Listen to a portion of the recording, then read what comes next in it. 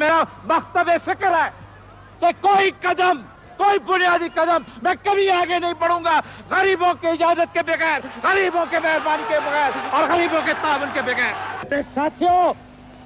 मेरे साथियों और मुसलमानों,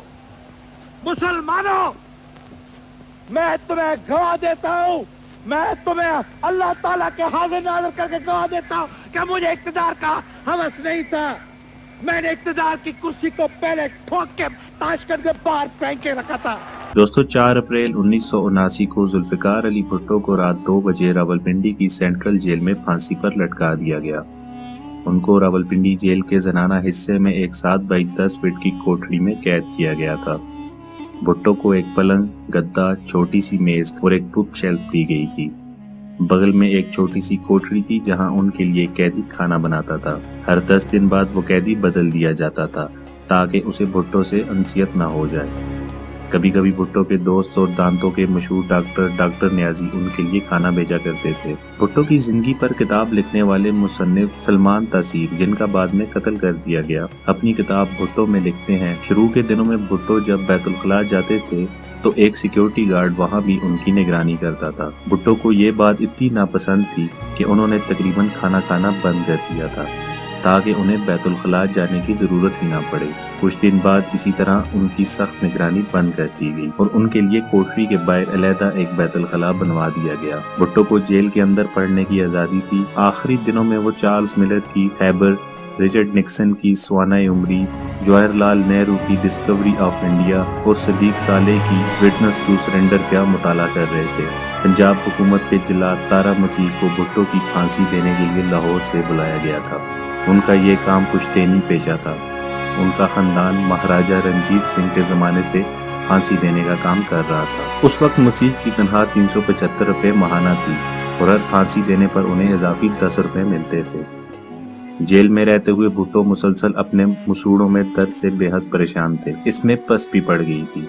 भुट्टो को लगता था कि उन्हें फांसी नहीं हो सकती। एक बार जब जेल के अंदर डॉक्टर नियाजी एक लालटेन की रोशनी में उनके दांतों का मुआयना कर रहे थे तो भुट्टो ने उनके साथ मजाक किया, तुम भी मेरी तरह से बदकिस्मत हो। तुम्हारे क्लिनिक में एक हसीन लड़की तुम्हारी मदद कर रही होती है और यहाँ मदद करने के लिए कैदी मिला है। बेनजीर भुट्टो 2 अप्रैल 1979 की सुबह अपने बिस्तर में लेटी हुई थी। तभी अचानक उनकी वालदा नुसरत भुट्टो कमरे में ये कहते हुए दाखिल हुई, पिंकी घर के बाहर जो फौजी है वो कह रहे हैं हम दोनों को आज ही तुम्हारे वालिद से मुलाकात करने जाना पड़ेगा। इसका मतलब क्या है? बेनजीर अपनी sauna Umri daughter of east में लिखती हैं, मुझे मालूम था कि इसका मतलब क्या है। मेरी वालदा को भी मालूम था, लेकिन हम दोनों इसको कबूल नहीं कर पा रहे थे।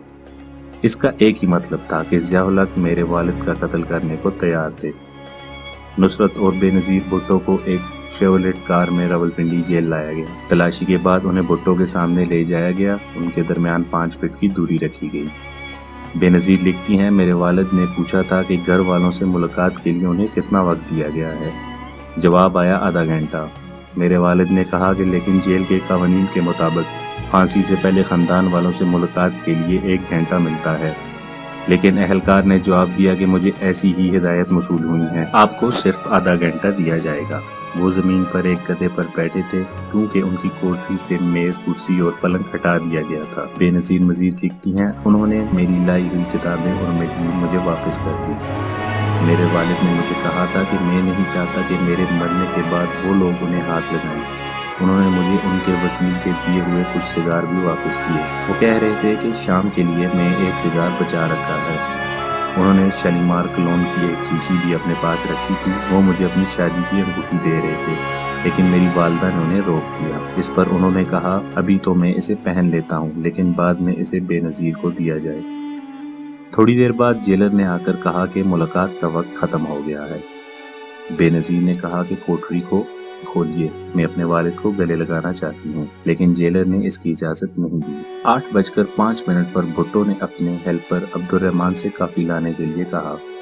उन्होंने रहमान से कहा कि अगर मैंने तुम्हारे साथ कोई बदसलूकी की हो तो इसके लिए मुझे माफ कर देना। सुप्रीम कोर्ट की जानिब से उनकी रहम की अपील मुस्तरद किए जाने के बाद उनका रेजर इसलिए वापस लिया गया कि कहीं वो उससे खुदकुशी न कर ले। सुलेमान तसीर लिखते हैं, भुट्टो ने कहा, मुझे दाढ़ी बनाने की इजाजत दी जाए। मैं मौलवी की तरह इस दुनिया से नहीं जाना चाहता। 9:55 पर उन्होंने अपने दांतों में ब्रश किया, चेहरा धोया, बाल बनाए। इसके बाद वो सोने चले गए। रात 1:30 बजे उन्हें उठा दिया गया। वो हल्की बादामी रंग की सलवार कमीज पहने हुए थे। जेल एहलकारों ने कपड़े तब्दील करने पर जोर नहीं दिया। जब सिक्योरिटी एहलकारों ने उनके हाथ पीछे बांधने की कोशिश की तो उन्होंने इसकी मुखालफत की।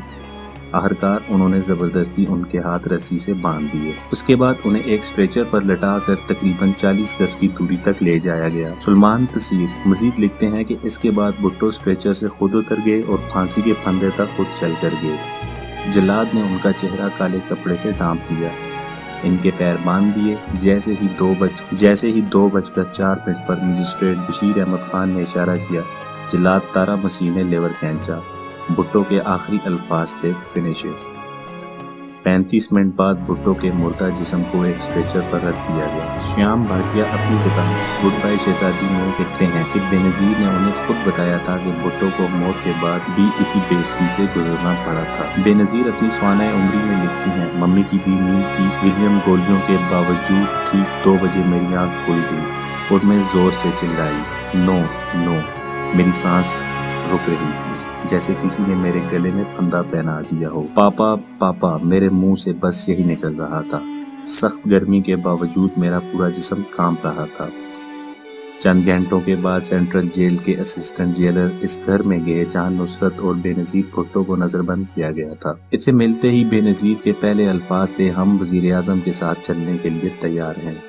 जेलर का जवाब था, उन्हें तदफीन के लिए ले जाया जा चुका है। बेनज़ीर लिखती हैं, मुझे लगा जैसे किसी ने मुझे घूंसा मारा हो। मैंने चिल्लाकर कहा, आप उन्हें उनके अहले खाना के बगैर तदफीन के लिए कैसे ले जा सकते हैं। इसके बाद इस जेलर ने भुट्टो की एक चीज बेनज़ीर को सौंपी। बेनज़ीर लिखती हैं, उसने मुझे पापा की शलवार कमीज दी जो पापा ने मरने से पहले पहन रखी थी। उसने शालीमार कलोन की महक अभी तक आ रही थी। फिर उसने एक टिफिन बॉक्स दी जिसमें उन्हें गुज़िश्ता 10 दिनों से खाना भेजा जा रहा था, जिसे वो खा नहीं रहे थे। इसने उनका बिस्तर और चाय का कप भी मुझे दिया। मैंने पूछा, उनकी अंगूठी कहाँ है? जेलर ने पूछा, उनके पास अंगूठी भी थी क्या? फिर इसने झोले में से अंगूठी तलाश करने का ड्रामा किया और फिर अंगूठी मुझे पकड़ा दी। वो जेलर बार बार कह रहा था कि उनकी आखिरत बहुत पुरसुकून थी। मैंने सोचा, फांसी भी क्या कभी पुरसुकून हो सकती है? बेनज़ीर के खानदान के मुलाजिम बशीर की निगाह जैसे ही भुट्टो की सलवार कमीज पर पड़ी, वो चिल्लाने लगा, इन्होंने हमारे साहब को मार दिया है। दोस्तों, आज की वीडियो में इतना ही। इस वीडियो को लाइक और शेयर करें और मजीद अच्छी वीडियोस के लिए हमारे चैनल को सब्सक्राइब करें। शुक्रिया।